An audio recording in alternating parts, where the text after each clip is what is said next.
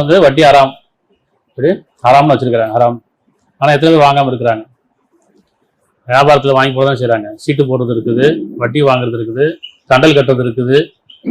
ஆனால் 5 ரூபா தொழுவோம், அப்படி தாடி வச்சுருப்போம், 5 ரூபா தொழுவாங்க. ஆனால் கடையில் வியாபாரத்துக்கு தண்டல் கட்டுறதா இருக்குது. வியாபாரத்துக்கு பொருளை கொடுத்து முதலீடை கொடுத்துருப்பான், அவன் வந்து கடன் கேட்டான்னு வச்சுக்குவோம், சண்டை போடுவோம், நான் தரேன் போப்பா அப்புறம் தருவோம், நம்பிக்கை இல்லையான்னு கேட்பான்.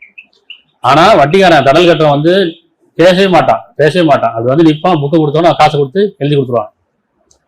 அப்போ தெரியும் தானே. அப்போ எது தொழுகை ஏற்றுக்கொள்ளப்படுமா? நான் டெய்லி கோயிலுக்கு போகிறேன், மசூதிக்கு போகிறேன், சர்ச்சுக்கு போகிறேன், ஆனால் இந்த செயல்லாம் இருக்குது. அப்போ என்னுடைய தொழுகை சடங்கு தானே, பிறர் காமிக்கிறதுக்காக தானே. இப்போ நம்ம சிந்திக்கணும், நான் தொழுகிறேன் ஆனால் நன்மையாக இருக்கிறேன், இது ஹராமான விட்ட காரியங்கள். ஹராம் ஹலால்லாம் என்ன? இறைவனால் தடுக்கப்பட்டது, இறைவனால் அனுமதிக்கப்பட்டது, இவ்வளவுதான். அப்போ எது இறைவனால் அனுமதிக்கப்பட்டது? புண்ணியம் இல்லாமல் இறைவனால் அனுமதிக்கப்பட்டது. எது தடுக்கப்பட்டிருக்கு?